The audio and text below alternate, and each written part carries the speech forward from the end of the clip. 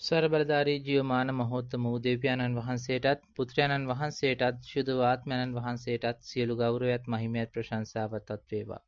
සහෝදර සහෝදරීනි, අද දවසේත් අපි සුද්ධ වචනය මෙනෙහි කරන්නට යනවා.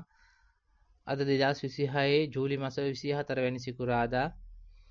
අද පළමුවෙනි කියවීම ජෙරමියා දිවස්පතිවරයාගේ පොතෙන් උපුටා ගන්න ලද කොටසකි. සුද්ධ ආත්මයන්න් වහන්සේ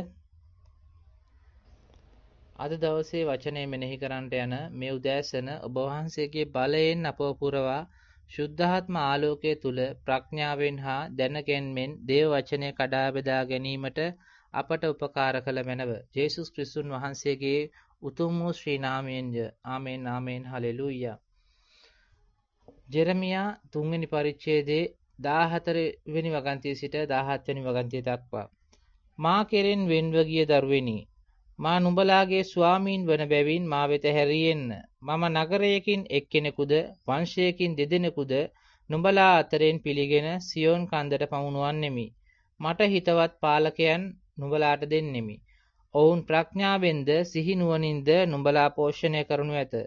මෙසේ නුඹලා දේශයේ වැඩි වී බහුල වූ විට ගිවිසුම් කරඬුව ගැන සෙනග තවත් කතා කරන්නේවත් ඒ ගැන සිහි කරන්නේවත් නැත. තවත් ගිවිසුම් කරඬුවක් ඔවුන් සාදාගන්නේවත් නැත.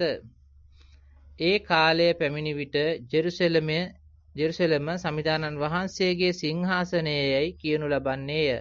සියලු ජාතීන් සමිදානන් වහන්සේ වැඩ සිටින ජෙරුසලමේ රැස්වනු ඇත.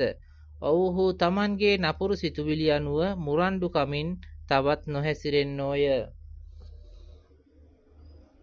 දේව වාක්‍ය නම් මෙසේය. දෙවියන් වහන්සේට ස්තෝත්‍ර වේවා.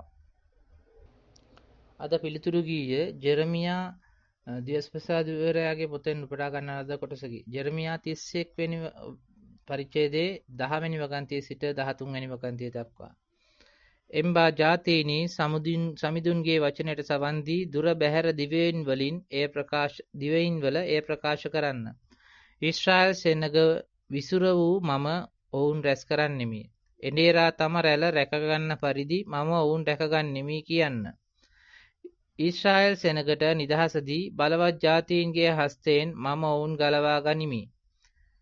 ඔවුහු පැමිණ සියොන් කන්ද මත ප්‍රීතියෙන් ගී ගයති. මාගේ යහපත්කම නිසා තමන් ලත් දීමනා වන ධාන්‍ය මිදිවුෂ හා තෙල්ද බැටළු පැටවුන් හා ගව වස්සන්ද ගැන සතුටු වන්නෝය. ඔවුන්ගේ ජීවිතය ජලයෙන් සාරවත් වූ උයනක් මෙන් වන්නේය. ඔවුහු තවත් කිසිසේත් දුක් නොවන්නෝය. එවිට තරුණයෝ ප්‍රීතියෙන් නටන්නෝය. තරුණියෝද සමවෙන්න. එවිට තරුණියෝ ප්‍රීතියෙන් නටන්නෝය. තරුණයෝද මහල්ලෝද එක්ව ප්‍රීති වන්නෝය. මම ඔවුන්ගේ වැළපීම ප්‍රීතියට හරවන්නෙමි. ඔවුන් සනසා ඔවුන්ගේ දොම්නස සොම්නසට හරවන්නෙමි. ආමෙන් ආමෙන් හලෙලූයා. අද දවසේ සුවිශේෂ වාක්‍ය ශුද්ධවර මතෙව් 13 වෙනි පරිච්ඡේදයේ 18 වෙනි වගන්තිය සිට 23 වෙනි වගන්තිය දක්වා. එබැවින් වපුරන්නා පිළිබඳ උපමාව තේරුම් ගන්න. යමෙක් රාජ්‍යය පිළිබඳ පණිවිඩය අසා ඒ වටහා නොගනී නම් ඔහුගේ සිතේ වැපිරූ දේ නපුර ආවුත් පැහැරගනී. මග දිගේ වැටුණු බීජ යන්නෙන් අදහස් කරනුයේ එවැනි අයය.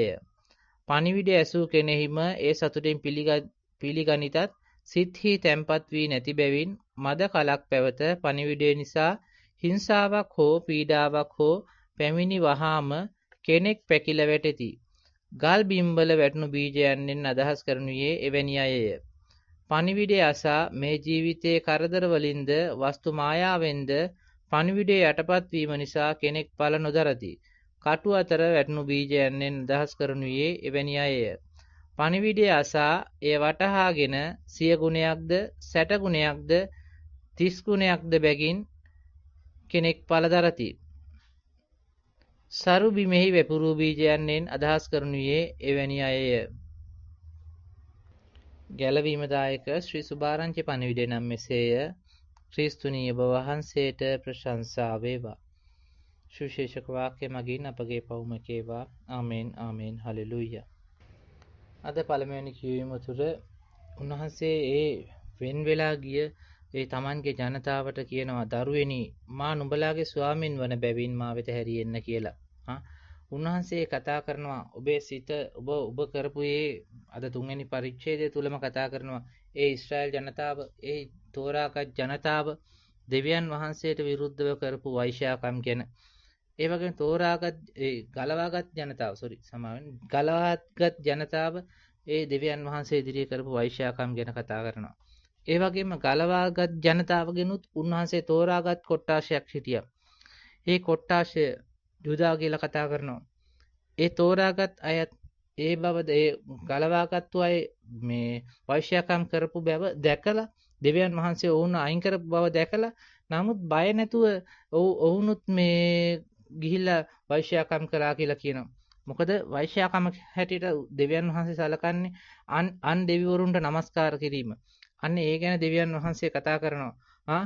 වෛශ්‍යාකම සුළු දෙයක් කොට සලකා ගල් හා ගස් වලට නමස්කාර කිරීමේ වෛශ්‍යාකමින් ඈ දේශය පිළිකුල් කරා කියලා. දෙවියන් වහන්සේ කතා කරනවා. අද ඔබේ ඒ අන් නමස්කාර වලට නොරැවටි දෙවියන් වහන්සේ වන මා වෙත ස්වාමින් වන බැවින් මා වෙත හැරි ආපහු එන්න කියලා. උන්වහන්සේ පාලකයන් දෙන්නට යනවා. අක්නිසාද උන්වහන්සේ කියනවා මම කරුණාවන්ත බැවින් නුඹ දෙස කෝපයෙන් නොබලන්නේ මිස අදහටම උදහස තබා නොගනින්නෙමි කියලා ඉහත පදයක කතා කරනවා. ඒ නිසා කියනවා උන්වහන්සේ ආයිමත් ඒ ජනතාවට කතා කරලා ඒ ජනතාවට පාලකයන් දෙන්නට යනවා. කොහොමද පාලකයන් දෙන්නේ? නගරයකින් එක්කෙනෙකුද වංශයකින් දෙදෙනෙකුද නුඹලා අතරින් පිළිගෙන සියොන් කන්දට පමුණුවන්නෙමි. සියොන් කන්ද උන්වහන්සේ වැඩ සිටින ස්ථානයට පමුණුවන. උන්වහන්සේ ඉදිරියේ නිතරම වුන් සිටිය යුතුයි.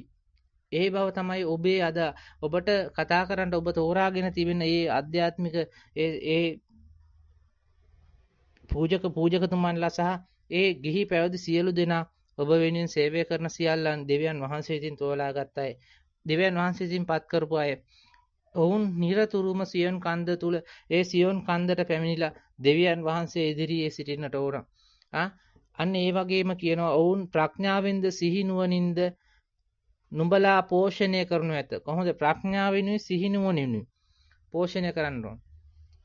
දෙවියන් වහන්සේ ඉදිරියේ සිටින ඒ පුද්ගලයා සහ පූජකයා හෝ ඒ යම්කිසි කෙනෙක් දෙවියන් වහන්සේගේ ප්‍රඥාවෙනුත් සිහිනුවණිනුත් නුඹලා පෝෂණය කරන්නට ඕනෑමයි. දේව වචනය තුල මේ හැම දෙයක්ම ගැබ් වෙලා තියෙනවා. දේව වචනය කියන්නේ ජීවනයේ ජලය. මේ ජීවනයේ ජලයෙන් නුඹලාව හැම මොහොතකම වුන් පෝෂණය කරන්නට යුතුමයි. මෙසේ නුඹලා දේශයේ වැඩි වී බහුල වූ විට ගිවිසුම් කරඬුව ගැන තවත් කතා කරන්නේවත් ඒ ගැන සිහි කරන්නේවත් නැත. බලන්න සහෝදර සහෝදරි දෙවියන් වහන්සේ විසින් පත් කරපු ඒ කෙනා තුළ ඔවුන්ගේ මුඛය තුළ දෙවියන් වහන්සේ ශුද්ධාත්මයන්න් වහන්සේ තබනවා. ඒ ශුද්ධාත්මයන්න් වහන්සේ තුළ ඔවුන්ට කතා කිරීමේ ශක්තියත් ඒ එදා ඒ මාළුකාරයන් ඒ ලෙවි වරුන් ඒ වගේම ඒ හැම අන්දමකම හිටපු ඒ ජනතාව ඒ කට්ටියව තමයි ජේසුස් වහන්සේ ගෝලයන් හැටියට තෝරාගත්තේ. ඒ වගේම අද ඒ අපි ගාවත් ඉන්නේ පූජකතුමන්ලා ගිහි පැවිදි සියලු දෙනාම ඔවුන්ගේ යම්කිසි ඒ ජීවිතයේ තියෙන දෙවියන් වහන්සේ විසින් දුන්නා වූ ඒ අත්දැකීමක් තුළ ඔවුන් ගමන් කරනවා. ඒ ගමන් කිරීම තුළ දෙවියන් වහන්සේගේ ප්‍රඥාව හා දැනගැන්ම උන්ට දෙනවා. අද දෙවියන් වහන්සේ තුළ යැපෙන මම වුණත් මේ වචනය කතා කරද්දී දෙවියන් වහන්සේ තුළ හැම මොහොතකම යැපෙන්නට ඕන. මේ වචනය කඩන්නේ කොහොමද? බෙදන්නේ කොහොමද? මේ තුළ ඔබට මට තියෙන අහලා මේක පළදරන්නට දෙවියන් වහන්සේගේ වචනයට කීකරු වෙන එක තමයි ඔබෙත් මගෙත් අද කාර්ය වෙලා තියෙන්නේ. ඒ කාලෙදී තවත් ගිවිසුමක් ගැන කතා කරන්නේවත් සිහි කරන්නේවත් නැහැ කියලා දෙවියන් වහන්සේ කියනවා. ඒ මොකද? ඒ කාලේදී ඒ ගැන සිහි කිරීමක්වත් නැහැ. ගිවිසුම් කරඬුවක් ගැන සෙනග තවත් කතා කරන්නේවත් නැහැලු. ඒ මොකද? ඔබත් මාත් තමයි ගිවිසුම් කරඬුව වෙන්නේ. තවත් ගිවිසුම් කරඬුවක් ඔවුන් සාදා ගන්නේවත් නැත. තව ගිවිසුම් කරඬුවක් මොකටද? කුරුසේ පූජාව තුළ දෙවියන් වහන්සේගේ පුත්‍ර ජේසුස් ක්‍රිස්තුස් වහන්සේ ඒ කුරුසේ පූජාව තුළ ඔබෙත් මගෙත් පාපය වෙනුවෙන් එදා කල්වාරි කුරුසේදී ඒ ජීවිතේ පූජා කරමින් ඒ ශුද්ධ රුධිරය නබවත් මාවත් ගලවා ගත්තා. පාපයට කුලිය ගෙවමින් උන්වහන්සේගේ ශුද්ධ රුධිරය අපව මිලදී ගත්තා. ඒ වගේම උන්වහන්සේ උත්තාන වුණා. ඒ උත්තාන වූ තැනන් වහන්සේ දෙවියන් වහන්සේ විසින් ඒ පාතාල ලෝකයේ බැසූ ඒ ජේසුස් ක්‍රිස්තුස් වහන්සේ ඒ දෙවියන් වහන්සේ විසින් උත්තාන කරනු ලැබුවා. ඒ උත්තාන වූ ස්වාමීන් වහන්සේ දැන් කොහෙද ඉන්නේ? ඔබෙත් මගෙත් ආත්මය තුල. ඔබෙත් මගෙත් ආත්මය තුල උන්වහන්සේ බලා සිටිනවා. උන්වහන්සේගේ මොහොත එනතුරු. උන්වහන්සේගේ මොහොත ක්‍රියාත්මක වෙන්න ඔබෙත් මමත් ඉඩ දෙන්න ඕන. ඉඩ ප්‍රස්තාව සාදා දෙන්නට ඕන. උන්වහන්සේ කියන්නේ එහෙමයි. තට්ටු කරනවා උන්වහන්සේ දොර ළඟ ඉඳලා.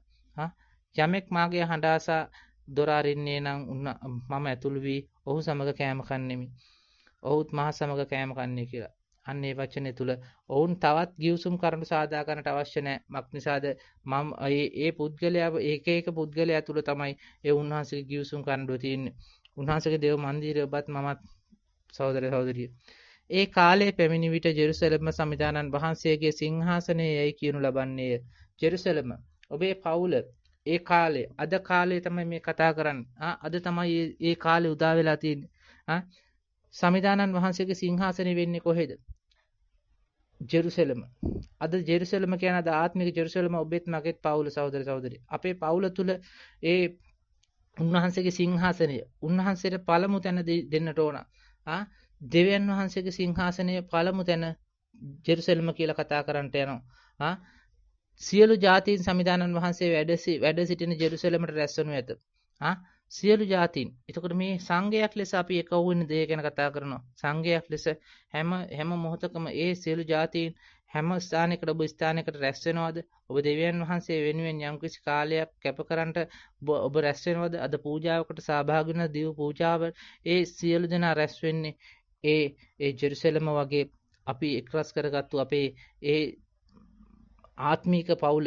ඒ ආත්මීක පවුල ඒ ශුද්ධ සභාව නැමැති ආත්මීක පවුලක් වගේ ඔවුන් ජෙරුසලමට එක්රැස් වෙනවා. මේ ජෙරුසලම කියන්නේ අපි එකිනෙකා හැමෝමටම සහෝදර සහෝදරියෝ කියලා කතා කරන්නේ ඒකයි. ඔව්හු Tamanගේ නපුරු සිතුවිලි අනුව මුරණ්ඩු කමින් තවත් නොහැසිරෙන්නෝය. ඒ නපුරු සිතුවිලි ඔවුන් තුල තිබිච්ච ඒ අන්න හැම මොහොතකම නපුරු සිතුවිලි ඒ තවත් ඔවුන් සිතන්නේ නැහැ කියලා දේවචනය අද කතා කරනවා. 18 වෙනි වකන්තියත් කියවන සහෝදරේ. ඒ කාලයේදී යුදා වංශයේ ඊශ්‍රායල් වංශයේ සමග එක් වී උතුරු දේශයේ සිට මා විසින් නුඹලාගේ පියවරුන්ට උරුම කර දෙන ලද දේශයට එක්වනු ඇත. මොකද දැන් කතා කරන්නේ? ඒ කාලේදී යුදා වංශයේ තෝරාගත් ජනතාව ඒ දෙවියන් වහන්සේ විසින් ගලවාගත් ජනතාව සමග එක් වෙලා උතුරු දේශයේ සිට මා විසින් නුඹලාගේ පියවරුන්ට උරුම කර දෙන ලද දේශයට එක්වනු ඇත. ඔබලා දෙවියන් වහන්සේ විසින් උරුම කර දීපු ඒ දේශයට ආයේ කාලයේදී ඔක්කොම කට්ටිය එක්කහුව වෙලා යන්නේ. එතනදී තමයි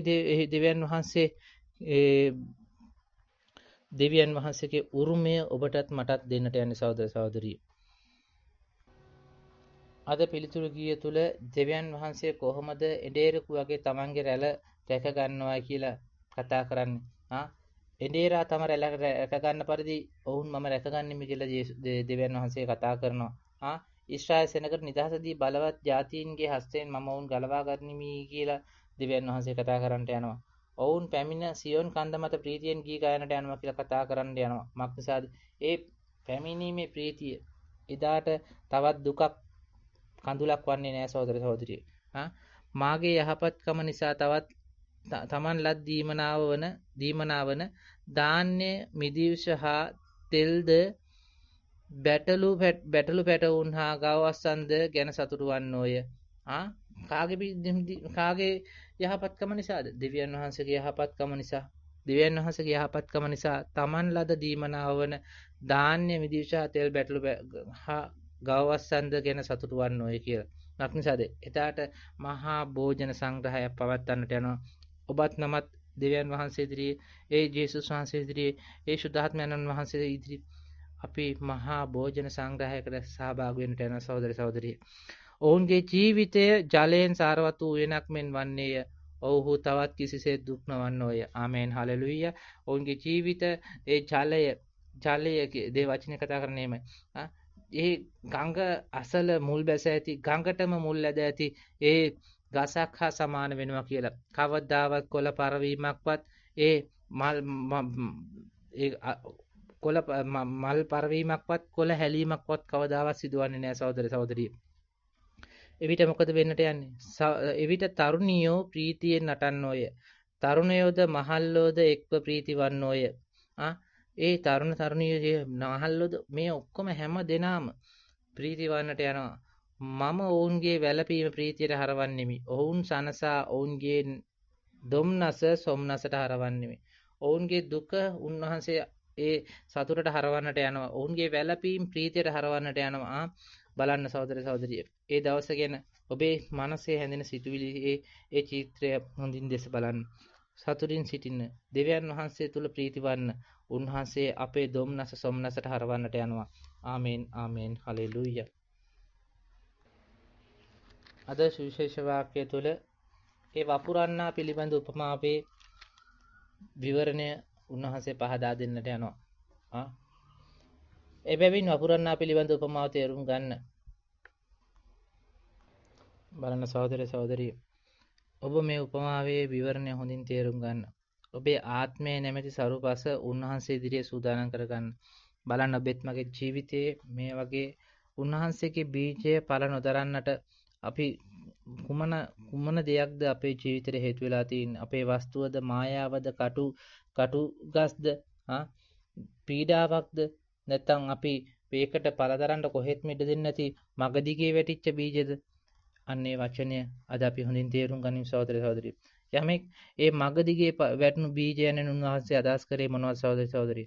යමෙක් රාජ්‍යය පිළිබඳව පණිවිඩ අහලා ඒ වටහා නොගනී නම් ඔහුගේ සිතේ වෙපුරු දේ නපුරා අවුත් පැහැරගනී කියලා. ඒ මොකද්ද?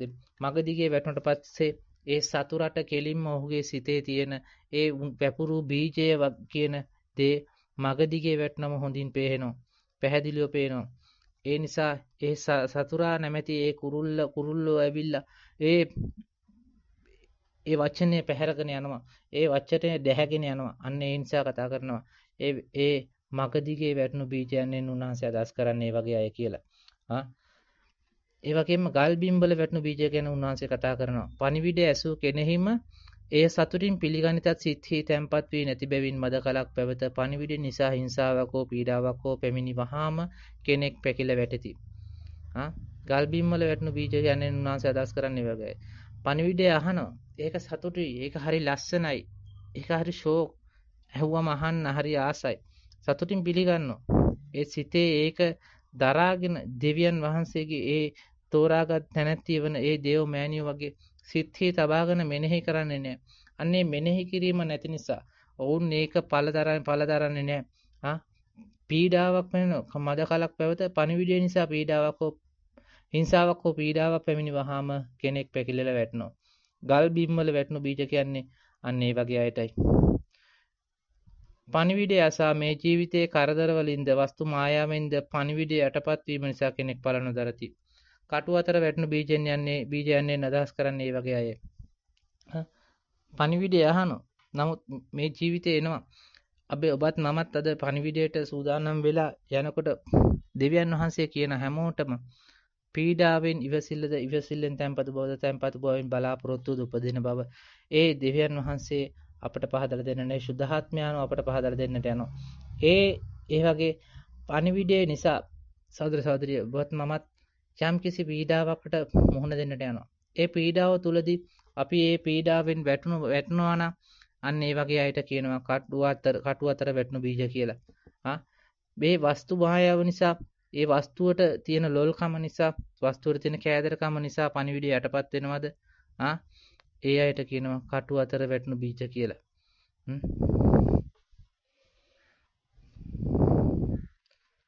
ඒ වගේම පණිවිඩය අසා ඒ වටහාගෙන 100 ගුණයක්ද 60 ගුණයක්ද 30 ගුණයක්ද බැගින් කෙනෙක් පළතරති. සරුබිමෙහි වැපුරු බීජයන්ෙන් අදහස් කරනුයේ එවැනි අය කියලා. මේ බලන්න.